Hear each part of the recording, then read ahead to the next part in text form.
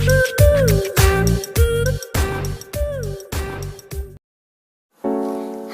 ketemu lagi bersama saya Immaculata. Apa kabar semuanya?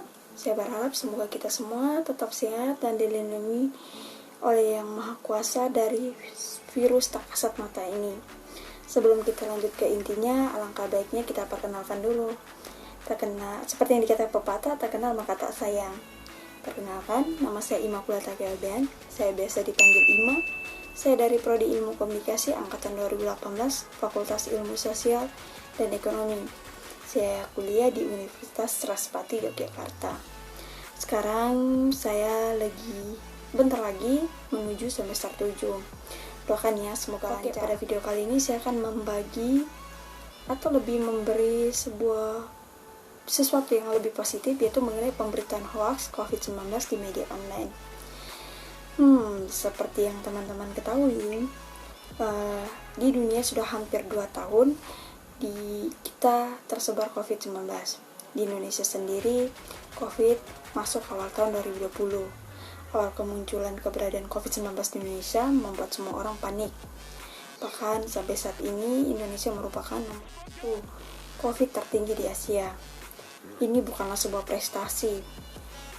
Indonesia dicap sebagai negara penyebaran COVID tertinggi di Asia. Dampak dari COVID-19 ini luar biasa. COVID-19 menjadi mimpi buruk untuk kita semua selama 2 tahun terakhir ini. Jadi dalam waktu yang singkat, ribuan nyawa berjatuhan akibat terpapar COVID-19. Banyak orang kehilangan orang tersayangnya. Dampak lainnya adalah banyak pegawai yang di PHK, banyak pengusaha yang harus gulung tikar karena mengalami kerugian.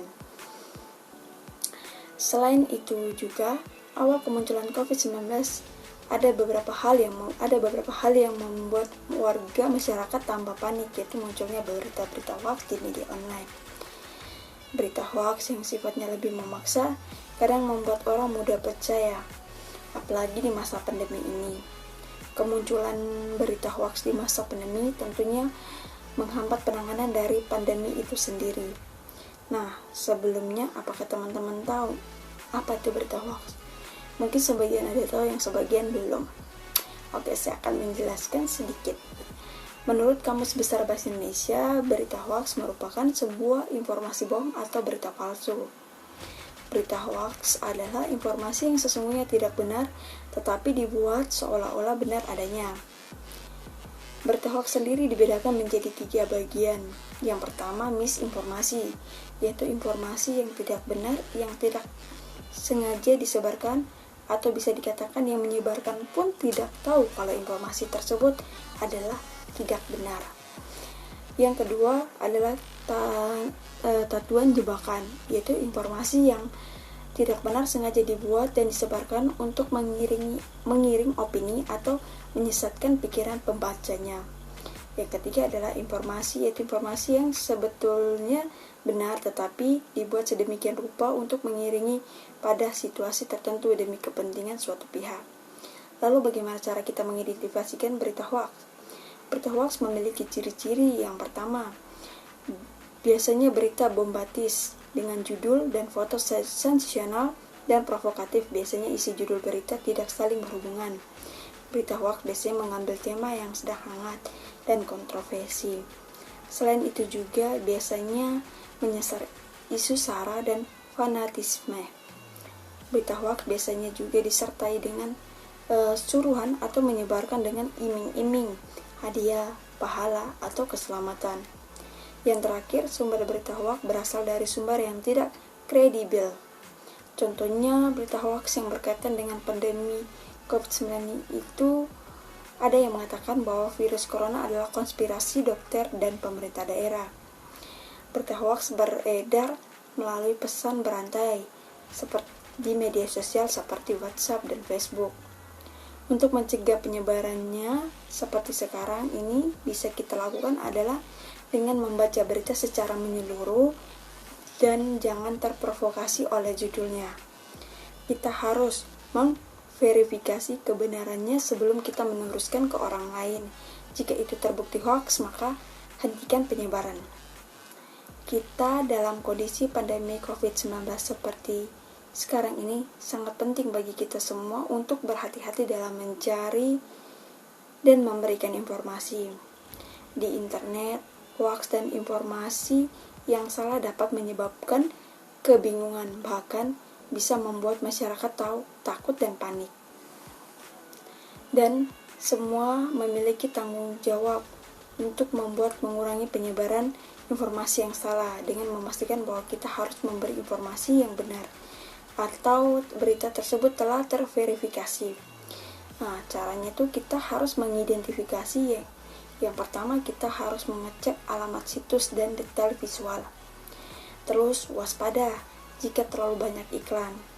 Kemudian kita juga harus memperhatikan penulisan judul, mencetak ulang ke situs midstream atau akun terverifikasi, mengecek halaman batas.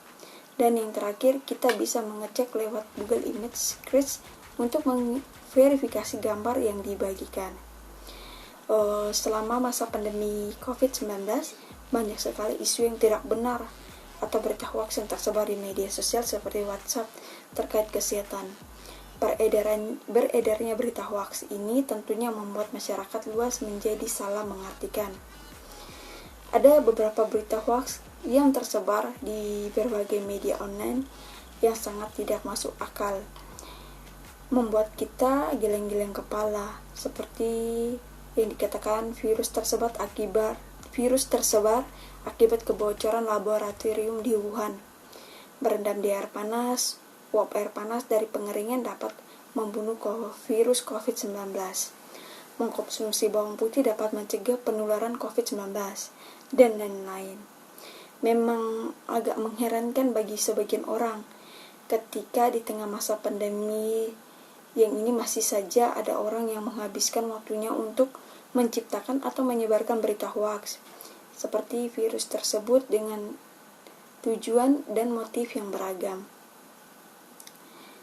Seperti yang kita ketahui, media sosial seharusnya dimanfaatkan untuk bersosialisasi dan berinteraksi dengan menyebarkan konten-konten yang positif. Namun sayangnya, tidak sedikit dari oknum yang tidak bertanggung jawab memanfaatkan untuk menyebarkan informasi yang mengandung konten negatif dan berita bohong. Ada beberapa oknum sengaja menyebarkan berita hoaks untuk mempengaruhi opini publik, dan kian maraknya lantaran faktor stimulasi seperti sosial, politik, dan sahara hoaks ini juga muncul karena kebiasaan masyarakat yang menyukai sesuatu yang heboh. Padahal menyebarkan berita hoaks masuk dalam tindakan pidana dengan ancaman hukum yang tidak ringan. Bisa dijerat dengan pasal berlapis dengan undang-undang yang berbeda. Tetapi hal itu tidak membuat oknum-oknum yang tidak bertanggung jawab tidak jerah. Mereka memanfaatkan situasi saat ini dengan mengambilkan kesempatan. Untuk itu saya mengajak kita semua untuk lebih berhati-hati dan bijak dalam memilih berita sehingga kita tidak terpengaruh pada berita hoaks tersebut. Oke, sekian dari saya. Apabila ada kesalahan kata, saya mohon maaf dan mohon bimbingannya. Terima kasih.